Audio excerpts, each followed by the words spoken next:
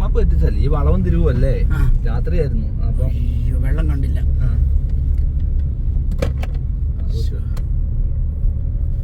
നേരെ അല്ലെങ്കിൽ പറയൂലല്ലേ? പറയും. ഓക്കെ ഓക്കെ, ഇത് വേണമെങ്കിൽ പിടിച്ചോ. എന്നാലേ ക്ലാരിറ്റി പോലെ ഒരു മൂടലുണ്ടല്ലോ. മൂടലുണ്ട്. Go man, go go go lady, go lady. This is the inners of Kottayam. Wow, beautiful homes. All individual homes, independent homes, farmhouse like. Wow.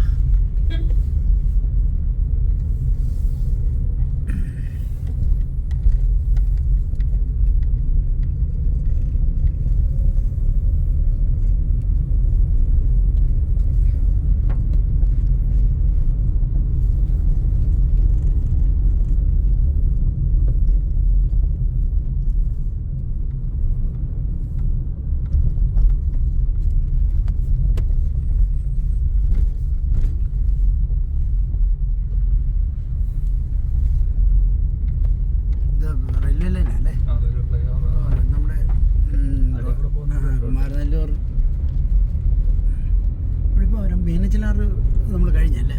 സൈഡിൽ കൂടെ പോകുന്നത്, തൊട്ടപ്പുറത്ത് ആറുണ്ടല്ലേ? അവരുടെ വീടിന്റെ ലൊക്കേഷൻ ഇത് അല്ല, ടൗണിന്റെ അതും ഫ്ലാറ്റാണ്. അവിടെ ഒരു പുറമേ ഉള്ളു. അങ്ങനെ കോട്ടയത്ത് ഫ്ലാറ്റ് കണ്ടിട്ടില്ല. അതെയോ? കോട്ടയത്തോട്ട് ഫ്ലാറ്റിന്റെ ആവശ്യമില്ല, സ്ഥലം ഇഷ്ടം പോലെ. പക്ഷേ കോട്ടയത്ത് ഇഷ്ടം പോലെ ഉണ്ട്. ഇഷ്ടം പോലെ ഇപ്പം ലുലുമോള് വരുന്നുണ്ടല്ലോ അവിടെ. നട്ടാശ്ശേരി ഭാഗമാണ് ഇത്, കോട്ടയം നഗരസഭ നട്ടാശ്ശേരി. ഇവിടെ സ്ട്രേ ഡോഗ്സ് ഒത്തിരി ഉണ്ടല്ലോ, നല്ല വീടുകളൊക്കെ സൂപ്പർ. പിന്നെ അത് കോട്ടയത്തൊക്കെ ജോലിക്കാരൊക്കെ പണ്ട് പ്ലോട്ടൊക്കെ മേടിച്ചേ.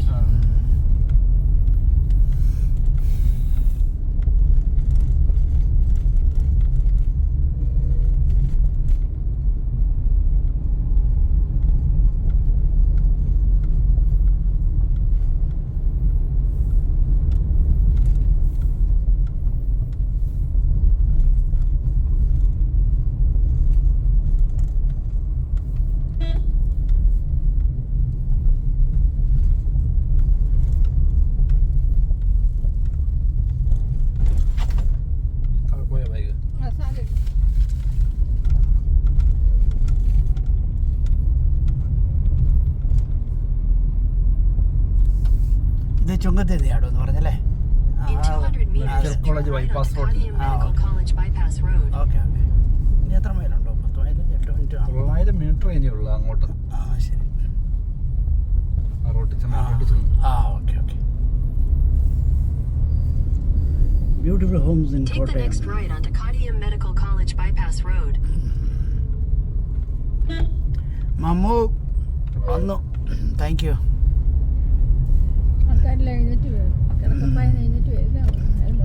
ഈ മഴ കൂടെ പെയ്തുകൊണ്ടാണ് നേരത്തെ എഴുന്നേക്കേണ്ട ആവശ്യം. അവധി ദിവസമാണല്ലോ, ആർക്കും ജോലിയില്ല, സ്കൂളിൽ പോകണ്ട. ഉത്സവ സീസണാണ്. In 600 meters, turn left. പള്ളിയിൽ പോയിട്ട് വരുന്നു. പോവാണ് ഇത് പള്ളിയാ? പോയിട്ട് ഒരു കുർബാന കഴിഞ്ഞാണ്.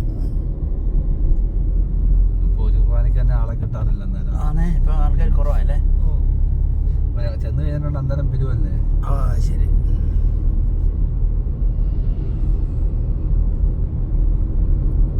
പിന്നെയും കോട്ടയത്തൊക്കെ പള്ളികളിൽ കൂടുതൽ ആൾക്കാർ കാണുള്ളൂ. ഇവിടെയൊക്കെ പള്ളി പണിയാൻ തന്നെ വാശിയല്ലേ. 25 കോടിയുടെ പള്ളി, 50 കോടിയുടെ പള്ളി.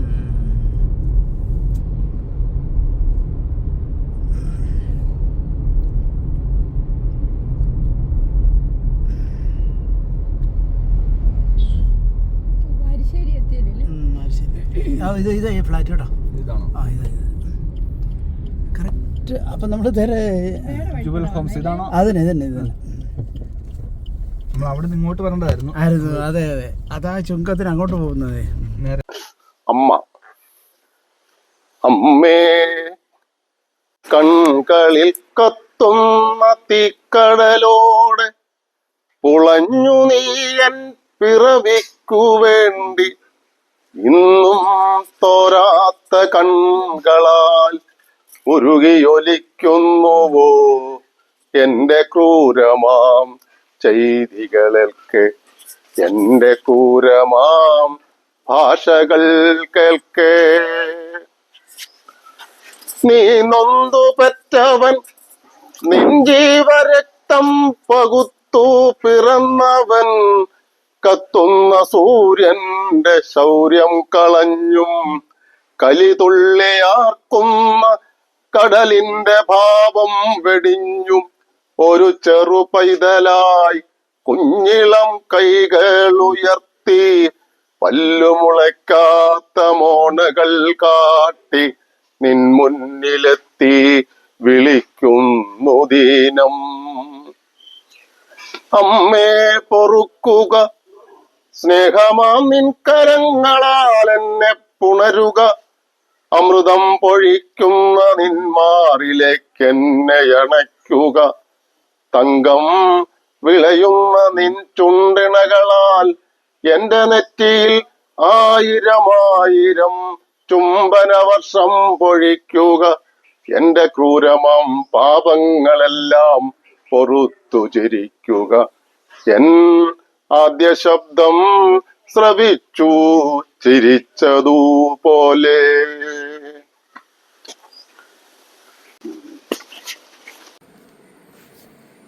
എൻ്റെ ജ്യേഷ്ഠൻ, ചേച്ചി, 2 അനുജന്മാർ. ഇളയ അനുജനാണ് ഇപ്പോൾ ഇവിടെ താമസിക്കുന്നത്.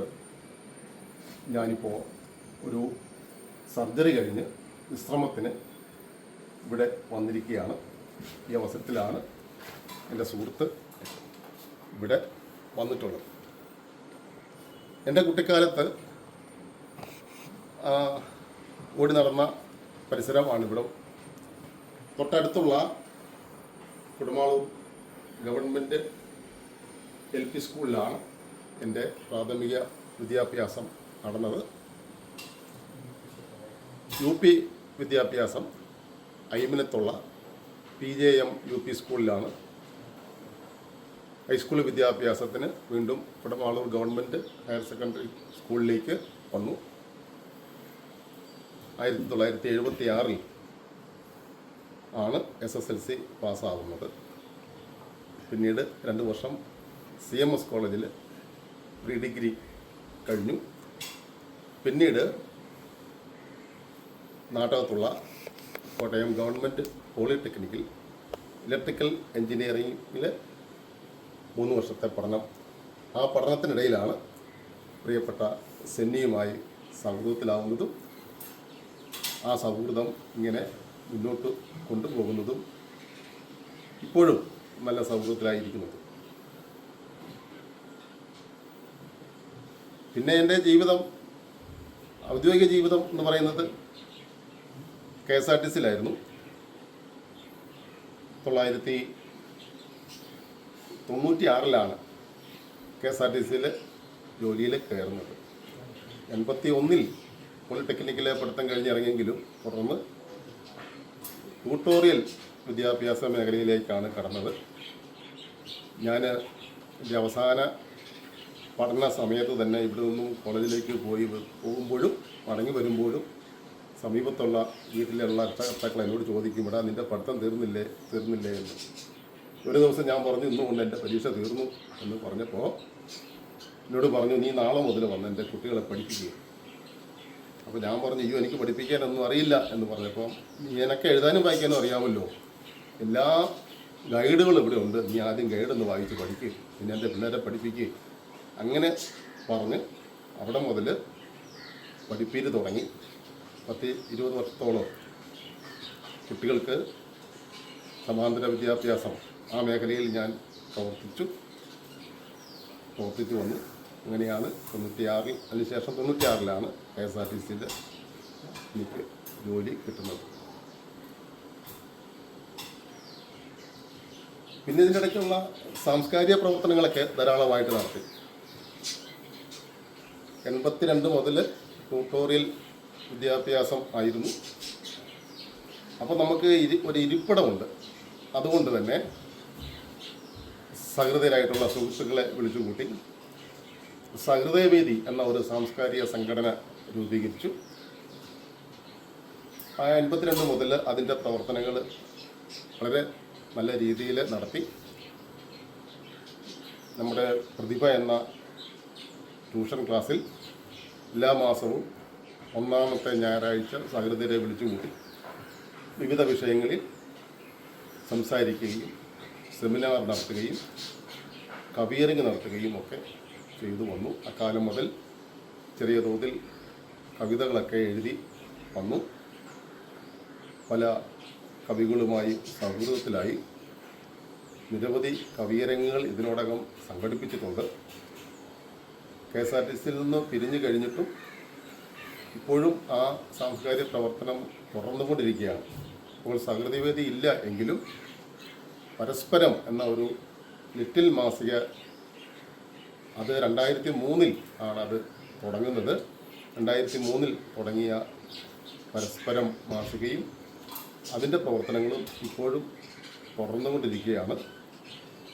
ഇപ്പോൾ അയ്മനത്ത് ലൈബ്രറിയിൽ കേന്ദ്രീകരിച്ച് എല്ലാ മാസവും 2ാമത്തെ ഞായറാഴ്ച ഓരോ സാഹിത്യ സമ്മേളനങ്ങൾ നടത്തി വരുന്നുണ്ട്.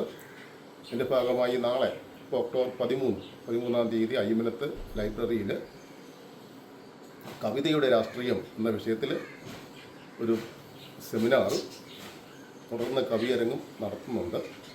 അപ്പോൾ ആ രംഗത്ത് ഇങ്ങനെ സജീവമായി നിൽക്കുകയാണ്. ഇതിനിടയ്ക്ക് 2 കവിതാ പുസ്തകങ്ങൾ പ്രസിദ്ധീകരിച്ചു. അടിമ പറഞ്ഞത് എന്ന പുസ്തകമാണ് ആദ്യം പ്രസിദ്ധീകരിച്ച പുസ്തകം. രണ്ടാമതൊരു കവിതാ സമാഹാരം വേരുകൾക്കിടയിലൂടെ എന്ന ഒരു കവിതാ സമാഹാരവും പ്രസിദ്ധീകരിച്ചു. പിന്നെ ഇതിനിടയ്ക്ക് കവിത വിട്ട് ഒരു ചരിത്ര വായനയിലേക്ക് മാറി. പോഞ്ഞിക്കര റാഫി, സബീന റാഫി ദമ്പതികൾ എഴുതിയ ശുക്രദശയുടെ ചരിത്രം എന്ന ഒരു പുസ്തകം വായിച്ചു കഴിഞ്ഞപ്പോഴാണ് കൂടുതൽ ചരിത്രത്തിലേക്ക് കടക്കണം, വായിക്കണം എന്ന് കരുതി. തുടർന്ന് നിരവധിയായ പുസ്തകങ്ങൾ ശേഖരിക്കുകയും വായിക്കുകയും ചെയ്ത് ഇതിൻ്റെ ഫലമായിട്ട് ഒരു പുസ്തകം എഴുതി. ആദിഭാരതം ചില മുൻവിധികൾ എന്ന പേരിലൊരു പുസ്തകം തയ്യാറാക്കി. ആ പുസ്തകം പ്രസിദ്ധീകരിച്ചത് സാഹിത്യപ്രവർത്തക സഹകരണ സംഘമാണ്. NBSയിലൂടെ അത് വിറ്റ 2 പതിപ്പുകൾ ഇപ്പോൾ അത് ഇറങ്ങിക്കഴിഞ്ഞു. 3ാമത്തെ പതിപ്പ് ഉടനെ ഇറങ്ങുമെന്ന് പ്രതീക്ഷിക്കുന്നു. പിന്നീടൊരു ചരിത്ര പുസ്തകം തന്നെ അരയാൽ ദൈവവും 7 ദൂതന്മാരും എന്ന പേരിലൊരു ചരിത്ര പുസ്തകവും ഇതിനോടകം പ്രസിദ്ധീകരിച്ചിട്ടുണ്ട്. ഇങ്ങനെ 4 പുസ്തകങ്ങളാണ് പ്രസിദ്ധീകരിച്ചിട്ടുള്ളത്. പിന്നെ പരസ്പരം മാസികയുമായി ബന്ധപ്പെട്ട് പരസ്പരം വായനക്കൂട്ടത്തിലെ അംഗങ്ങളുടെ രചനകൾ ചേർത്ത് വെച്ചുകൊണ്ട് മാസികയുടെ വാർഷിക സമ്മേളനത്തോടനുബന്ധിച്ച് പുസ്തകങ്ങൾ പ്രസിദ്ധീകരിക്കും. അത്തരത്തിൽ 10-12 പുസ്തകങ്ങൾ പ്രസിദ്ധീകരിച്ചിട്ടുണ്ട്. ആദിഭാരതം ചില മുൻവിധികൾ എന്ന എൻ്റെ ആ പുസ്തകം ഇറങ്ങിക്കഴിഞ്ഞപ്പോൾ നല്ല സ്വീകരണമാണ് കിട്ടിയത്. വിവിധ സാഹിത്യ മാസികകളിൽ, ആഴ്ചപ്പതിപ്പുകളിൽ, ലിറ്റിൽ മാസികകളിലൊക്കെ ആ പുസ്തകത്തെക്കുറിച്ചുള്ള റിവ്യൂ വന്നു, ആസ്വാദനം വന്നു. അത്തരം ഒരു 10-18 ആസ്വാദനങ്ങളെ ചേർത്ത് വെച്ചുകൊണ്ട് ആദിഭാരതം എന്ന പേരിൽ മറ്റൊരു പുസ്തകം ഞാൻ പ്രസിദ്ധീകരിച്ചിട്ടുണ്ട്. പിന്നെ ഒന്ന് എടുത്തു പറയേണ്ട കാര്യം, അടിമ പറഞ്ഞത് എന്ന ഞാൻ എഴുതിയ എൻ്റെ കവിതാ സമാഹാരത്തിന് ഒരു പഠനം തയ്യാറാക്കിയിട്ടുണ്ട്. അത് മീനടം കാവ്യകലാ സാഹിത്യവേദിയുടെ സെക്രട്ടറിയായി പ്രവർത്തിക്കുന്ന ഡോക്ടർ ശ്രീവിദ്യ രാജീവാണ് ആ പുസ്തകം തയ്യാറാക്കിയിട്ടുള്ളത്. ആ കവിതാ സമാഹാരത്തിന് ഒരു പഠനം തയ്യാറാക്കിയിട്ടുണ്ട്. ഇത്രയൊക്കെയാണ് സാഹിത്യ രംഗത്ത് ഉള്ള എൻ്റെ ഇടപെടലുകൾ എന്ന് വേണമെങ്കിൽ പറയാം. പരസ്പരം എന്ന വായനക്കൂട്ടത്തിലെ കേരളത്തിലെ അങ്ങോളം ഇങ്ങോളം എല്ലാ ജില്ലകളിൽ നിന്നുമായി 1000-ഓളം അംഗങ്ങൾ ഇപ്പോൾ എന്നോടൊപ്പം ഉണ്ട്. അവർ നമ്മുടെ വാർഷിക സമ്മേളനങ്ങളിലും അവരുടെ പങ്കാളിത്തം ഉണ്ടാവാറുണ്ട്. ഇപ്പോൾ ഒരു 3-4 വർഷമായിട്ട് കോട്ടയത്തെ പബ്ലിക് ലൈബ്രറിയിൽ വെച്ചാണ് വാർഷിക സമ്മേളനങ്ങൾ ചേരുന്നത്. ഇനി 21ാമത് വാർഷിക സമ്മേളനത്തിനുള്ള തയ്യാറെടുപ്പിലാണ്. അതിന് മുന്നോടിയായിട്ട് ആദ്യം ചെയ്തിട്ടുള്ളത് കവിതാ മത്സരവും കഥാമത്സരവുമാണ്. അതിനുള്ള അറിയിപ്പ് ഇപ്പോൾ നമ്മുടെ സോഷ്യൽ മീഡിയ മാധ്യമങ്ങളിലൂടെയും പത്രങ്ങളിലൂടെയും ഒക്കെ കൊടുത്തിട്ടുണ്ട്. രചനകൾ വന്നുകൊണ്ടിരിക്കുന്നു. അതിൻ്റെ ഫലപ്രഖ്യാപനം ഡിസംബർ 20-നാണ്. അതോടൊപ്പം തന്നെ പുസ്തക പ്രകാശനങ്ങളും പുരസ്കാര സമർപ്പണവും ഒക്കെയായി വാർഷികം 2025 ജനുവരി 2-ാമത്തെ ശനിയാഴ്ച സെക്കൻഡ് സാറ്റർഡേ ആണ് നടത്തുന്നത്. അത് പതിവായി അങ്ങനെ നടത്തിക്കൊണ്ടിരിക്കുന്നു. തുടർന്നും അങ്ങനെ തന്നെ പോകണമെന്ന് ഉള്ള ആഗ്രഹത്തിൽ തുറന്നുകൊണ്ടേയിരിക്കുന്നു. പ്രിയപ്പെട്ട സെന്നി പോത്തൻ്റെ ഈ സന്ദർശനം എന്നെ വളരെ സന്തോഷിപ്പിച്ചിട്ടുണ്ട്. ഇനി എന്താണ് പറയേണ്ടത് എന്നിങ്ങനെ ആലോചിക്കുകയാണ്. ഔസേപ്പിൻ്റെ ജീവചരിത്രം ഹ്രസ്വമായിട്ടാണ് പറഞ്ഞത്. എനിക്ക് കുറച്ചുകൂടെ പ്രൈമറി വിദ്യാഭ്യാസവും ഈ സാഹിത്യത്തിലോട്ടുള്ള വരവിനെ പറ്റി ഒന്നുകൂടെ ഇമ്പോർട്ടൻസ് ആയിട്ട് പറഞ്ഞാൽ കൊള്ളാം. പഠിപ്പിച്ച സാറുമാർ ആരാണ് കൂടുതൽ പ്രചോദനം നൽകിയത്? സാഹിത്യ രംഗത്ത് പറഞ്ഞു കഴിഞ്ഞാൽ 10ാം ക്ലാസ്സിൽ പഠിക്കുമ്പോൾ ഒരു നാരായൺ സാർ ഉണ്ടായിരുന്നു. നാരായൺ സാറ് നല്ല ഈണത്തിലെ കവിതകൾ ചൊല്ലുകയും പാഠപുസ്തകത്തിലെ കവിതകളൊക്കെ നല്ല ഈണത്തിൽ ചൊല്ലിയാണ് നമ്മളെ പഠിപ്പിക്കുക. അതൊക്കെ എനിക്ക് വളരെ സ്വാധീനിച്ചിട്ടുണ്ട്. പിന്നെ അദ്ദേഹം കവിതകളെ ഇങ്ങനെ വ്യാഖ്യാനിച്ചുകൊണ്ട് ഇങ്ങനെ ഓരോന്നും പറയും.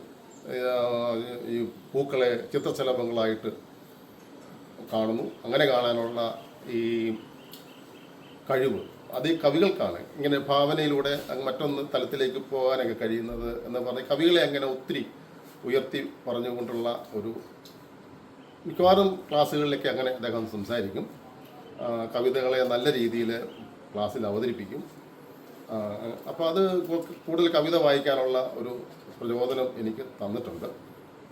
പിന്നെ ഒന്നുള്ളത്, ഞാൻ പ്രീ ഡിഗ്രിക്ക് പഠിക്കുന്ന അവസരത്തിനോടൊപ്പം ഒരു ജോസഫ് തോമസ് എന്നൊരു സുഹൃത്തുണ്ടായിരുന്നു. അദ്ദേഹം നല്ലതുപോലെ കവിത എഴുതുമായിരുന്നു. അദ്ദേഹം എൻ്റെ അടുത്തിരുന്നാണ് അന്ന് പഠിച്ചത്.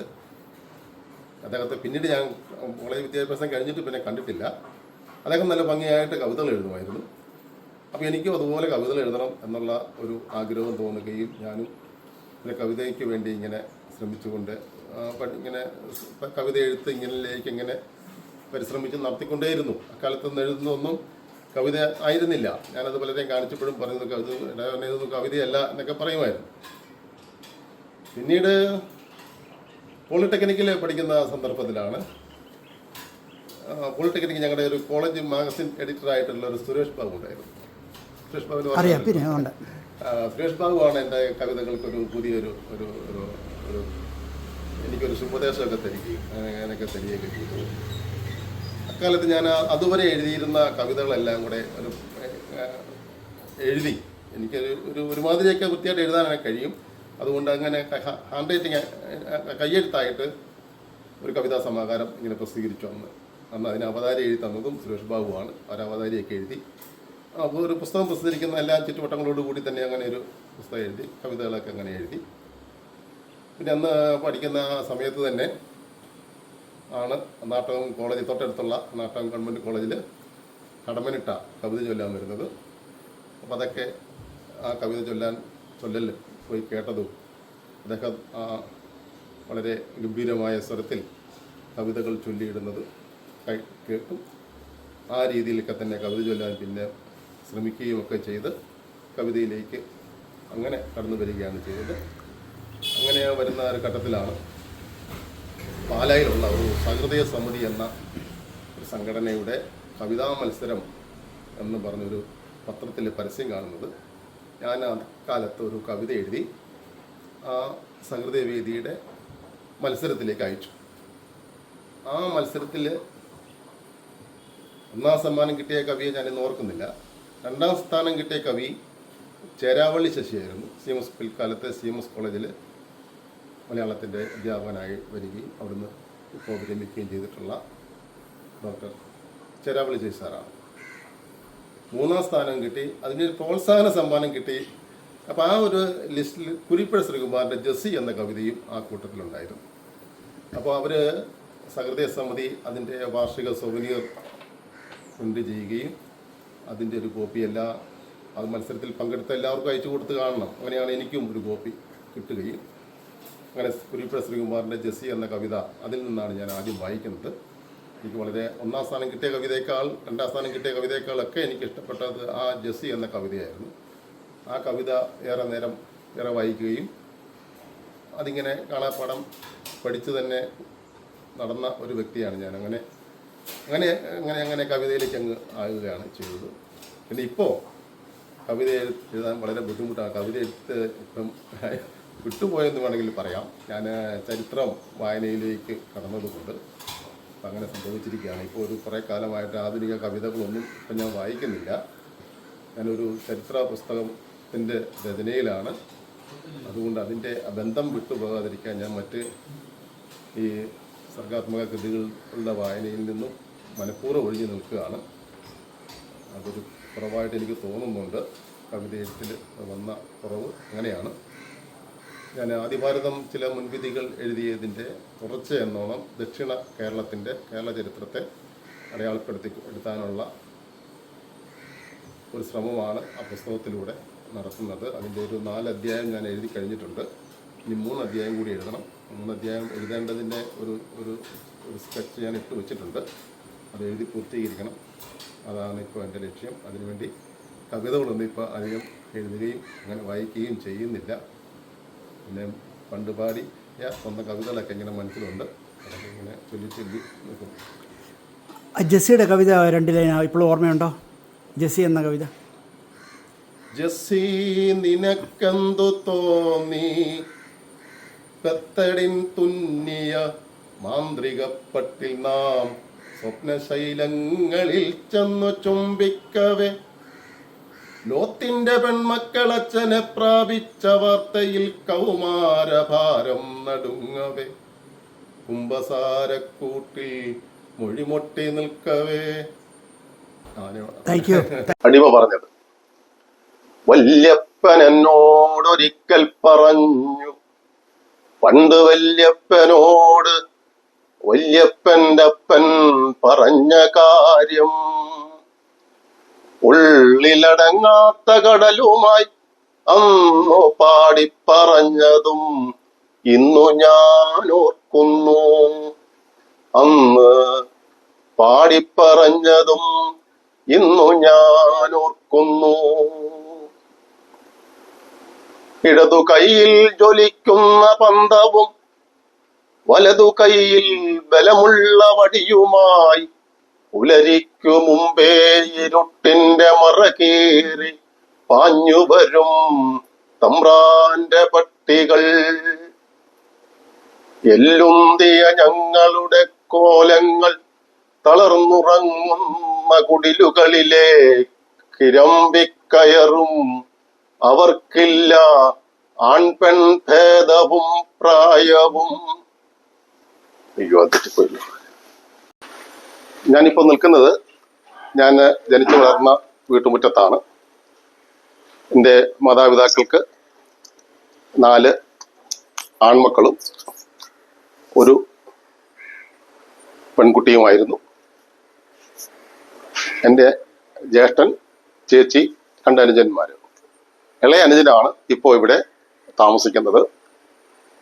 ഞാനിപ്പോൾ ഒരു സർജറി കഴിഞ്ഞ് വിശ്രമത്തിന് ഇവിടെ വന്നിരിക്കുകയാണ്. ഈ അവസരത്തിലാണ് എൻ്റെ സുഹൃത്ത് ഇവിടെ വന്നിട്ടുള്ളത്. എൻ്റെ കുട്ടിക്കാലത്ത് ഓടി നടന്ന പരിസരമാണ് ഇവിടെ. തൊട്ടടുത്തുള്ള കുടമാളൂർ ഗവൺമെൻറ് LP സ്കൂളിലാണ് എൻ്റെ പ്രാഥമിക വിദ്യാഭ്യാസം നടന്നത്. UP വിദ്യാഭ്യാസം ഐമനത്തുള്ള PJM UP സ്കൂളിലാണ്.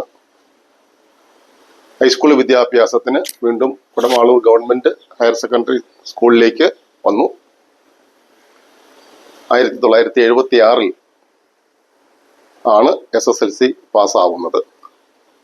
പിന്നീട് 2 വർഷം CMS കോളേജിൽ പ്രീ ഡിഗ്രി കഴിഞ്ഞു. പിന്നീട് നാട്ടകത്തുള്ള കോട്ടയം ഗവൺമെൻറ് പോളിടെക്നിക്കിൽ ഇലക്ട്രിക്കൽ എഞ്ചിനീയറിംഗിൽ 3 വർഷത്തെ പഠനം. ആ പഠനത്തിനിടയിലാണ് പ്രിയപ്പെട്ട സെന്നിയുമായി സൗഹൃദത്തിലാവുന്നതും ആ സൗഹൃദം ഇങ്ങനെ മുന്നോട്ട് കൊണ്ടുപോകുന്നതും ഇപ്പോഴും നല്ല സൗഹൃദത്തിലായിരിക്കുന്നതും.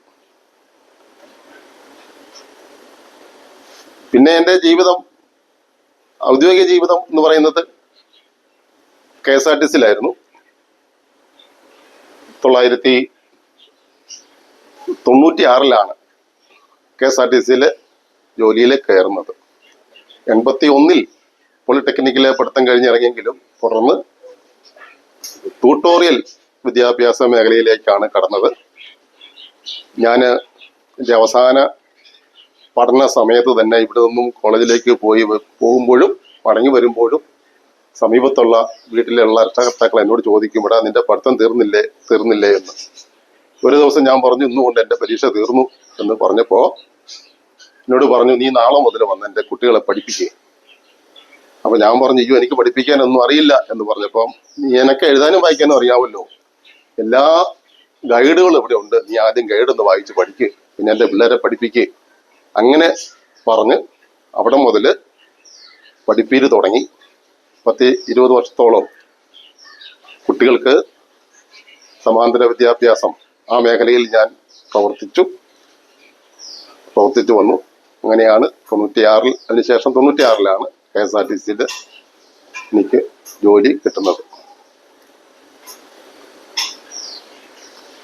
പിന്നെ ഇതിൻ്റെ ഇടയ്ക്കുള്ള സാംസ്കാരിക പ്രവർത്തനങ്ങളൊക്കെ ധാരാളമായിട്ട് നടത്തി. 82 മുതൽ ട്യൂട്ടോറിയൽ വിദ്യാഭ്യാസം ആയിരുന്നു. അപ്പൊ നമുക്ക് ഒരു ഇരിപ്പിടമുണ്ട്. അതുകൊണ്ട് തന്നെ സഹൃദയരായിട്ടുള്ള സുഹൃത്തുക്കളെ വിളിച്ചുകൂട്ടി സഹൃദയവേദി എന്ന ഒരു സാംസ്കാരിക സംഘടന രൂപീകരിച്ചു. ആ 82 മുതൽ അതിന്റെ പ്രവർത്തനങ്ങൾ വളരെ നല്ല രീതിയിൽ നടത്തി. നമ്മുടെ പ്രതിഭ എന്ന ട്യൂഷൻ ക്ലാസ്സിൽ എല്ലാ മാസവും 1-ാമത്തെ ഞായറാഴ്ച സഹൃദയരെ വിളിച്ചുകൂട്ടി വിവിധ വിഷയങ്ങളിൽ സംസാരിക്കുകയും സെമിനാർ നടത്തുകയും കവിയറിങ് നടത്തുകയും ഒക്കെ ചെയ്തു വന്നു. അക്കാലം മുതൽ ചെറിയ തോതിൽ കവിതകളൊക്കെ എഴുതി വന്നു. പല കവികളുമായി സൗഹൃദത്തിലായി. നിരവധി കവിയരങ്ങുകൾ ഇതിനോടകം സംഘടിപ്പിച്ചിട്ടുണ്ട്. KSRTCയിൽ നിന്ന് പിരിഞ്ഞു കഴിഞ്ഞിട്ടും ഇപ്പോഴും ആ സാംസ്കാരിക പ്രവർത്തനം തുടർന്നുകൊണ്ടിരിക്കുകയാണ്. ഇപ്പോൾ സഹൃദയവേദി ഇല്ല എങ്കിലും പരസ്പരം എന്ന ഒരു ലിറ്റിൽ മാസിക, അത് 2003 ആണ് അത് തുടങ്ങുന്നത്. 2003 തുടങ്ങിയ പരസ്പരം മാസികയും അതിന്റെ പ്രവർത്തനങ്ങളും ഇപ്പോഴും തുടർന്നുകൊണ്ടിരിക്കുകയാണ്. ഇപ്പോൾ അയ്മനത്ത് ലൈബ്രറിയിൽ കേന്ദ്രീകരിച്ച് എല്ലാ മാസവും 2-ാമത്തെ ഞായറാഴ്ച ഓരോ സാഹിത്യ സമ്മേളനങ്ങൾ നടത്തി വരുന്നുണ്ട്. ഇതിന്റെ ഭാഗമായി നാളെ ഒക്ടോബർ 13-ാം തീയതി അയ്മനത്ത് ലൈബ്രറിയിൽ കവിതയുടെ രാഷ്ട്രീയം എന്ന വിഷയത്തിൽ ഒരു സെമിനാറും തുടർന്ന് കവിയരങ്ങും നടത്തുന്നുണ്ട്. അപ്പോൾ ആ രംഗത്ത് ഇങ്ങനെ സജീവമായി നിൽക്കുകയാണ്. ഇതിനിടയ്ക്ക് 2 കവിതാ പുസ്തകങ്ങൾ പ്രസിദ്ധീകരിച്ചു. അടിമ പറഞ്ഞത് എന്ന പുസ്തകമാണ് ആദ്യം പ്രസിദ്ധീകരിച്ച പുസ്തകം. 2-മതൊരു കവിതാ സമാഹാരം വേരുകൾക്കിടയിലൂടെ എന്ന ഒരു കവിതാ സമാഹാരവും പ്രസിദ്ധീകരിച്ചു. പിന്നെ ഇതിനിടയ്ക്ക് കവിത വിട്ട് ഒരു ചരിത്ര വായനയിലേക്ക് മാറി. പോഞ്ഞിക്കര റാഫി, സബീന റാഫി ദമ്പതികൾ എഴുതിയ ശുക്രദശയുടെ ചരിത്രം എന്ന ഒരു പുസ്തകം വായിച്ചു കഴിഞ്ഞപ്പോഴാണ് കൂടുതൽ ചരിത്രത്തിലേക്ക് കടക്കണം, വായിക്കണം എന്ന് കരുതി തുടർന്ന് നിരവധിയായ പുസ്തകങ്ങൾ ശേഖരിക്കുകയും വായിക്കുകയും ചെയ്ത് അതിന്റെ ഫലമായിട്ട് ഒരു പുസ്തകം എഴുതി. ആദിഭാരതം ചില മുൻവിധികൾ എന്ന പേരിൽ ഒരു പുസ്തകം തയ്യാറാക്കി. ആ പുസ്തകം പ്രസിദ്ധീകരിച്ചത് സാഹിത്യ പ്രവർത്തക സഹകരണ സംഘമാണ്. NBSയിലൂടെ അത് വിറ്റ് 2 പതിപ്പുകൾ ഇപ്പോൾ അത് ഇറങ്ങിക്കഴിഞ്ഞു. 3-ാമത്തെ പതിപ്പ് ഉടനെ ഇറങ്ങുമെന്ന് പ്രതീക്ഷിക്കുന്നു. പിന്നീടൊരു ചരിത്ര പുസ്തകം തന്നെ, അരയാൽ ദൈവവും 7 ദൂതന്മാരും എന്ന പേരിൽ ഒരു ചരിത്ര പുസ്തകവും ഇതിനോടകം പ്രസിദ്ധീകരിച്ചിട്ടുണ്ട്. ഇങ്ങനെ 4 പുസ്തകങ്ങളാണ് പ്രസിദ്ധീകരിച്ചിട്ടുള്ളത്. പിന്നെ പരസ്പരം മാസികയുമായി ബന്ധപ്പെട്ട് പരസ്പരം വായനക്കൂട്ടത്തിലെ അംഗങ്ങളുടെ രചനകൾ ചേർത്ത് വെച്ചുകൊണ്ട് മാസികയുടെ വാർഷിക സമ്മേളനത്തോടനുബന്ധിച്ച് പുസ്തകങ്ങൾ പ്രസിദ്ധീകരിക്കും. അത്തരത്തില് 10-12 പുസ്തകങ്ങൾ പ്രസിദ്ധീകരിച്ചിട്ടുണ്ട്. ആദിഭാരതം ചില മുൻവിധികൾ എന്ന എൻ്റെ ആ പുസ്തകം ഇറങ്ങിക്കഴിഞ്ഞപ്പോൾ നല്ല സ്വീകരണമാണ് കിട്ടിയത്. വിവിധ സാഹിത്യ മാസികകളിൽ, ആഴ്ചപ്പതിപ്പുകളിൽ, ലിറ്റിൽ മാസികകളിലൊക്കെ ആ പുസ്തകത്തെക്കുറിച്ചുള്ള റിവ്യൂ വന്നു, ആസ്വാദനം വന്നു. അത്തരം ഒരു 10-18 ആസ്വാദനങ്ങളെ ചേർത്ത് വെച്ചുകൊണ്ട് ആദിഭാരതം എന്ന പേരിൽ മറ്റൊരു പുസ്തകം ഞാൻ പ്രസിദ്ധീകരിച്ചിട്ടുണ്ട്. പിന്നെ ഒന്ന് എടുത്തു പറയേണ്ട കാര്യം, അടിമ പറഞ്ഞത് എന്ന ഞാൻ എഴുതിയ എൻ്റെ കവിതാ സമാഹാരത്തിന് ഒരു പഠനം തയ്യാറാക്കിയിട്ടുണ്ട്. അത് മീനടം കാവ്യകലാ സാഹിത്യവേദിയുടെ സെക്രട്ടറിയായി പ്രവർത്തിക്കുന്ന ഡോക്ടർ ശ്രീവിദ്യ രാജീവാണ് ആ പുസ്തകം തയ്യാറാക്കിയിട്ടുള്ളത്. ആ കവിതാ സമാഹാരത്തിന് ഒരു പഠനം തയ്യാറാക്കിയിട്ടുണ്ട്. ഇത്രയൊക്കെയാണ് സാഹിത്യ രംഗത്ത് ഉള്ള എൻ്റെ ഇടപെടലുകൾ എന്ന് വേണമെങ്കിൽ പറയാം. പരസ്പരം എന്ന വായനക്കൂട്ടത്തിലെ കേരളത്തിലെ അങ്ങോളം ഇങ്ങോളം എല്ലാ ജില്ലകളിൽ നിന്നുമായി 1000-ഓളം അംഗങ്ങൾ ഇപ്പോൾ എന്നോടൊപ്പം ഉണ്ട്. അവര് നമ്മുടെ വാർഷിക സമ്മേളനങ്ങളിലും അവരുടെ പങ്കാളിത്തം ഉണ്ടാവാറുണ്ട്. ഇപ്പോൾ ഒരു 3-4 വർഷമായിട്ട് കോട്ടയത്ത് പബ്ലിക് ലൈബ്രറിയിൽ വെച്ചാണ് വാർഷിക സമ്മേളനങ്ങൾ ചേരുന്നത്. ഇനി 21ാമത് വാർഷിക സമ്മേളനത്തിനുള്ള തയ്യാറെടുപ്പിലാണ്. അതിന് മുന്നോടിയായിട്ട് ആദ്യം ചെയ്തിട്ടുള്ളത് കവിതാ മത്സരവും കഥാമത്സരവുമാണ്. അതിനുള്ള അറിയിപ്പ് ഇപ്പോൾ നമ്മുടെ സോഷ്യൽ മീഡിയ മാധ്യമങ്ങളിലൂടെയും പത്രങ്ങളിലൂടെയും ഒക്കെ കൊടുത്തിട്ടുണ്ട്. രചനകൾ വന്നുകൊണ്ടിരിക്കുന്നു. അതിന്റെ ഫലപ്രഖ്യാപനം ഡിസംബർ 20-നാണ്. അതോടൊപ്പം തന്നെ പുസ്തക പ്രകാശനങ്ങളും പുരസ്കാര സമർപ്പണവും ഒക്കെയായി വാർഷികം 2025 ജനുവരി 2-ാമത്തെ ശനിയാഴ്ച സെക്കൻഡ് സാറ്റർഡേ ആണ് നടത്തുന്നത്. അത് പതിവായി അങ്ങനെ നടത്തിക്കൊണ്ടിരിക്കുന്നു. തുടർന്നും അങ്ങനെ തന്നെ പോകണമെന്ന് ഉള്ള ആഗ്രഹത്തിൽ തുറന്നുകൊണ്ടേയിരിക്കുന്നു. പ്രിയപ്പെട്ട സെന്നി പോത്തന്റെ ഈ സന്ദർശനം എന്നെ വളരെ സന്തോഷിപ്പിച്ചിട്ടുണ്ട്. ഇനി എന്താണ് പറയേണ്ടത് എന്നിങ്ങനെ ആലോചിക്കുകയാണ്. ഔസേപ്പിന്റെ ജീവചരിത്രം ഹ്രസ്വമായിട്ടാണ് പറഞ്ഞത്. എനിക്ക് കുറച്ചുകൂടെ പ്രൈമറി വിദ്യാഭ്യാസവും ഈ സാഹിത്യത്തിലോട്ടുള്ള വരവിനെ പറ്റി ഒന്നുകൂടെ ഇമ്പോർട്ടൻസ് ആയിട്ട് പറഞ്ഞാൽ കൊള്ളാം. പഠിപ്പിച്ച സാറുമാര് ആരാണ് കൂടുതൽ പ്രചോദനം നൽകിയത്? സാഹിത്യ രംഗത്ത് പറഞ്ഞു കഴിഞ്ഞാല് 10ാം ക്ലാസ്സിൽ പഠിക്കുമ്പോൾ ഒരു നാരായൺ സാർ ഉണ്ടായിരുന്നു. നാരായൺ സാറ് നല്ല ഈണത്തിലെ കവിതകൾ ചൊല്ലുകയും പാഠപുസ്തകത്തിലെ കവിതകളൊക്കെ നല്ല ഈണത്തിൽ ചൊല്ലിയാണ് നമ്മളെ പഠിപ്പിക്കുക. അതൊക്കെ എനിക്ക് വളരെ സ്വാധീനിച്ചിട്ടുണ്ട്. പിന്നെ അദ്ദേഹം കവിതകളെ ഇങ്ങനെ വ്യാഖ്യാനിച്ചുകൊണ്ട് ഇങ്ങനെ ഓരോന്നും പറയും. ഈ പൂക്കളെ ചിത്രശലഭങ്ങളായിട്ട് കാണുന്നു. അങ്ങനെ കാണാനുള്ള ഈ കഴിവ് അത് ഈ കവികൾക്കാണ്. ഇങ്ങനെ ഭാവനയിലൂടെ മറ്റൊന്ന് തലത്തിലേക്ക് പോകാനൊക്കെ കഴിയുന്നത് എന്ന് പറഞ്ഞ കവികളെ അങ്ങനെ ഒത്തിരി ഉയർത്തി പറഞ്ഞുകൊണ്ടുള്ള ഒരു മിക്കവാറും ക്ലാസ്സുകളിലൊക്കെ അങ്ങനെ അദ്ദേഹം സംസാരിക്കും. കവിതകളെ നല്ല രീതിയിൽ ക്ലാസ്സിൽ അവതരിപ്പിക്കും. അപ്പൊ അത് കൂടുതൽ കവിത വായിക്കാനുള്ള ഒരു പ്രചോദനം എനിക്ക് തന്നിട്ടുണ്ട്. പിന്നെ ഒന്നുള്ളത്, ഞാൻ പ്രീ ഡിഗ്രിക്ക് പഠിക്കുന്ന അവസരത്തിനോടൊപ്പം ഒരു ജോസഫ് തോമസ് എന്നൊരു സുഹൃത്തുണ്ടായിരുന്നു. അദ്ദേഹം നല്ലതുപോലെ കവിത എഴുതുമായിരുന്നു. അദ്ദേഹം എൻ്റെ അടുത്തിരുന്നാണ് അന്ന് പഠിച്ചത്. അദ്ദേഹത്തെ പിന്നീട് ഞാൻ കോളേജ് വിദ്യാഭ്യാസം കഴിഞ്ഞിട്ട് പിന്നെ കണ്ടിട്ടില്ല. അദ്ദേഹം നല്ല ഭംഗിയായിട്ട് കവിതകൾ എഴുതുമായിരുന്നു.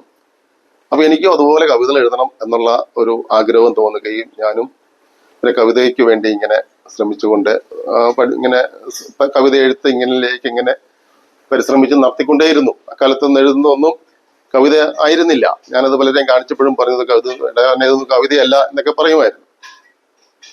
പിന്നീട് പോളിടെക്നിക്കിൽ പഠിക്കുന്ന സന്ദർഭത്തിലാണ് പോളിടെക്നിക് ഞങ്ങളുടെ ഒരു കോളേജ് മാഗസിൻ എഡിറ്റർ ആയിട്ടുള്ള ഒരു സുരേഷ് ബാബു ഉണ്ടായിരുന്നു. സുരേഷ് ബാബുവിന് ഓർമ്മയുണ്ടല്ലോ.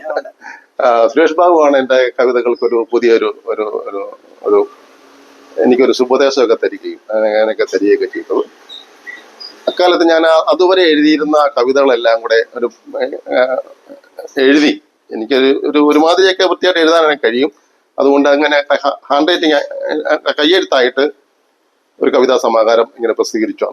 അന്ന് അതിന് അവതാരി എഴുതി തന്നതും സുരേഷ് ബാബുവാണ്. അവതാരിയൊക്കെ എഴുതി ഒരു പുസ്തകം പ്രസിദ്ധീകരിക്കുന്ന എല്ലാ ചുറ്റുവട്ടങ്ങളോട് കൂടി തന്നെ അങ്ങനെ ഒരു പുസ്തകം എഴുതി, കവിതകളൊക്കെ അങ്ങനെ എഴുതി. പിന്നെ അന്ന് പഠിക്കുന്ന സമയത്ത് തന്നെ ആണ് നാട്ടകം കോളേജ്, തൊട്ടടുത്തുള്ള നാട്ടകം ഗവൺമെന്റ് കോളേജിൽ കടമനിട്ട കവിത ചൊല്ലാൻ വരുന്നത്.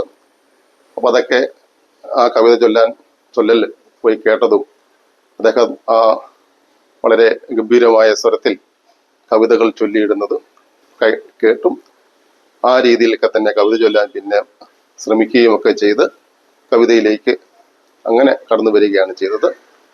അങ്ങനെ വരുന്ന ഒരു ഘട്ടത്തിലാണ് പാലായിലുള്ള ഒരു സഹൃദയ സമിതി എന്ന ഒരു സംഘടനയുടെ കവിതാ മത്സരം എന്ന് പറഞ്ഞൊരു പത്രത്തിൽ പരസ്യം കാണുന്നത്. ഞാൻ അക്കാലത്ത് ഒരു കവിത എഴുതി ആ സഹൃദയ വേദിയുടെ മത്സരത്തിലേക്ക് അയച്ചു. ആ മത്സരത്തില് 1ാം സമ്മാനം കിട്ടിയ കവിയെ ഞാൻ ഇന്ന് ഓർക്കുന്നില്ല. 2ാം സ്ഥാനം കിട്ടിയ കവി ചേരാവള്ളി ശശിയായിരുന്നു. പിൽക്കാലത്ത് CMS കോളേജിൽ മലയാളത്തിന്റെ അധ്യാപകനായി വരികയും അവിടുന്ന് ഇപ്പോൾ വിരമിക്കുകയും ചെയ്തിട്ടുള്ള ഡോക്ടർ ചേരാവള്ളി ശശി സാറാണ്. 3ാം സ്ഥാനം കിട്ടി. അതിന് പ്രോത്സാഹന സമ്മാനം കിട്ടി. അപ്പൊ ആ ഒരു ലിസ്റ്റിൽ കുരിപ്പുഴ ശ്രീകുമാറിന്റെ ജെസ്സി എന്ന കവിതയും ആ കൂട്ടത്തിലുണ്ടായിരുന്നു. അപ്പോൾ അവര് സഹൃദയ സമിതി അതിന്റെ വാർഷിക സൊവനീർ പ്രിന്റ് ചെയ്യുകയും അതിന്റെ ഒരു കോപ്പി അത് മത്സരത്തിൽ പങ്കെടുത്ത എല്ലാവർക്കും അയച്ചു കൊടുത്ത് കാണണം. അങ്ങനെയാണ് എനിക്കും ഒരു കോപ്പി കിട്ടുകയും അങ്ങനെ കുരിപ്പുഴ ശ്രീകുമാറിന്റെ ജെസ്സി എന്ന കവിത അതിൽ നിന്നാണ് ഞാൻ ആദ്യം വായിക്കുന്നത്. എനിക്ക് വളരെ 1ാം സ്ഥാനം കിട്ടിയ കവിതയേക്കാൾ 2ാം സ്ഥാനം കിട്ടിയ കവിതയേക്കാളൊക്കെ എനിക്ക് ഇഷ്ടപ്പെട്ടത് ആ ജെസ്സി എന്ന കവിതയായിരുന്നു. ആ കവിത ഏറെ വായിക്കുകയും അതിങ്ങനെ കാണാപ്പാഠം പഠിച്ചു തന്നെ നടന്ന ഒരു വ്യക്തിയാണ് ഞാൻ. അങ്ങനെ കവിതയിലേക്ക് അങ്ങ് ആകുകയാണ് ചെയ്തത്. പിന്നെ ഇപ്പോ കവിത എഴുതാൻ വളരെ ബുദ്ധിമുട്ടാണ്. കവിത എഴുത്ത് ഇപ്പം വിട്ടുപോയെന്ന് വേണമെങ്കിൽ പറയാം. ഞാൻ ചരിത്രം വായനയിലേക്ക് കടന്നതുകൊണ്ട് അങ്ങനെ സംഭവിച്ചിരിക്കുകയാണ്. ഇപ്പോൾ ഒരു കുറെ കാലമായിട്ട് ആധുനിക കവിതകളൊന്നും ഇപ്പം ഞാൻ വായിക്കുന്നില്ല. ഞാനൊരു ചരിത്ര പുസ്തകത്തിന്റെ രചനയിലാണ്. അതുകൊണ്ട് അതിന്റെ പോകാതിരിക്കാൻ ഞാൻ മറ്റ് ഈ സർഗാത്മക കൃതികളുടെ വായനയിൽ നിന്നും മനഃപൂർവ്വം ഒഴിഞ്ഞു നിൽക്കുകയാണ്. അതൊരു കുറവായിട്ട് എനിക്ക് തോന്നുന്നുണ്ട്. കവിതയിൽ വന്ന കുറവ് അങ്ങനെയാണ്. ഞാൻ ആദിഭാരതം ചില മുൻവിധികൾ എഴുതിയതിന്റെ തുടർച്ച എന്നോണം ദക്ഷിണ കേരള ചരിത്രത്തെ അടയാളപ്പെടുത്തി എടുത്താനുള്ള ഒരു ശ്രമമാണ് ആ പുസ്തകത്തിലൂടെ നടത്തുന്നത്. അതിന്റെ ഒരു 4 അധ്യായം ഞാൻ എഴുതി കഴിഞ്ഞിട്ടുണ്ട്. ഇനി 3 അധ്യായം കൂടി എഴുതണം. 3 അധ്യായം എഴുതേണ്ടതിന്റെ ഒരു സ്കെച്ച് ഞാൻ ഇട്ടു വെച്ചിട്ടുണ്ട്. അത് എഴുതി പൂർത്തീകരിക്കണം. അതാണ് ഇപ്പോൾ എൻ്റെ ലക്ഷ്യം. അതിനുവേണ്ടി കവിതകളൊന്നും ഇപ്പോൾ അധികം എഴുതുകയും അങ്ങനെ വായിക്കുകയും ചെയ്യുന്നില്ല. പിന്നെ പണ്ട് പാടിയ സ്വന്തം കവിതകളൊക്കെ ഇങ്ങനെ മനസ്സിലുണ്ട്. അതൊക്കെ ഇങ്ങനെ ചൊല്ലി നിൽക്കുന്നു. ജെസ്സിയുടെ കവിത 2 ലൈൻ ഇപ്പോഴും ഓർമ്മയുണ്ടോ? ജെസ്സി എന്ന കവിത. ജെസ്സി നിനക്കെന്തു തോന്നി പെത്തടിൻ തുന്നിയ മാന്ത്രികപ്പട്ടിൽ നാം സ്വപ്നശൈലങ്ങളിൽ ചെന്നു ചുംബിക്കവേ ലോത്തിന്റെ പെൺമക്കളച്ഛനെ പ്രാപിച്ച വാർത്തയിൽ കൗമാരഭാരം നടുങ്ങവേ കുംഭസാരക്കൂട്ടിൽ മൊഴിമുട്ടി നിൽക്കവേ. രണ്ടു വരികൾ. വല്യപ്പൻ എന്നോടൊരിക്കൽ പറഞ്ഞു, പണ്ട് വല്യപ്പനോട് വല്യപ്പൻ്റെ അപ്പൻ പറഞ്ഞ കാര്യം, ഉള്ളിലടങ്ങാത്ത കടലുമായി അന്നു പാടിപ്പറഞ്ഞതും ഇന്നു ഞാൻ ഓർക്കുന്നു. അന്ന് പാടിപ്പറഞ്ഞതും ഇന്നു ഞാൻ ഓർക്കുന്നു. ഇടതു കൈയിൽ ജ്വലിക്കുന്ന പന്തവും വലതു കൈയിൽ ബലമുള്ള വടിയുമായി പുലരിക്കു മുമ്പേ ഇരുട്ടിന്റെ മറകീറി പാഞ്ഞുവരും തമ്പ്രാന്റെ പട്ടികൾ.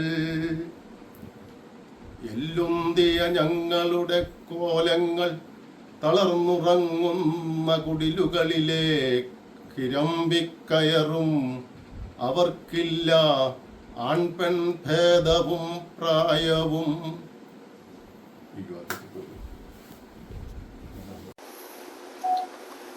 ഞാൻ നേരത്തെ പറഞ്ഞ കേരളത്തെ കുറിച്ചുള്ള എൻ്റെ പഠനം, അതിൻ്റെ കയ്യെഴുത്ത് കോപ്പിയാണ് എൻ്റെ കൈവശിരിക്കുന്നത്. അത് കേരളം എന്നൊരു അധ്യായമുണ്ട്. രണ്ടാമത്തെ അധ്യായം പഴന്തമിഴ് പാട്ടുകൾ.